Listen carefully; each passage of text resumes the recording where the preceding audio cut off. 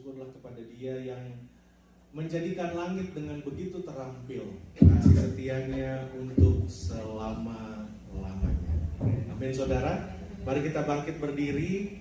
Nanti saya serahkan kepada pemimpin pujian untuk membawa kita masuk kembali terus masuk lebih dalam hadirat Tuhan. Haleluya, haleluya. Seperti tadi yang telah disaksikan oleh our brother and sisters yang earlier, hidup memang nggak mudah gitu ya.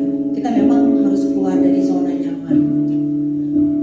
Di sini mesti belajar bahasa Inggris, nyetir mesti sendiri, nggak ada supir, nggak ada maid, masak sendiri. Kadang-kadang dapat schedule kerja juga aneh gitu. Kita kan maunya kan our dream is like kerja 8 to 5 gitu ya. Cuman kadang-kadang ada yang jam kerjanya baru masuk jam 10 malam sampai jam 6 pagi gitu. Tapi menurut saya bersyukur ya, sangat bersyukur. Karena kenapa? Kita masih dapat kerjaan loh. Mungkin sekarang ada yang masih sewa kamar atau apa, tapi tetap bersyukur karena kita masih ada tempat tinggal. Amin. Mungkin sekarang kita makan sederhana aja gitu ya, cuma nasi sama apa gitu. Tapi bersyukur loh kita masih bisa makan sehari-hari. Amin. Bahkan hal-hal kecil itu yang kadang-kadang tuh kita tuh nggak melihat, kita maunya tuh something yang extravagance gitu ya, kayak dapat $1 million or something gitu. Tapi nggak gitu ya Bapak Ibu ya. Kita harus melihat segala sesuatu tuh dari hal yang kecil. Karena firman Tuhan berkata setia dengan perkara-perkara yang kecil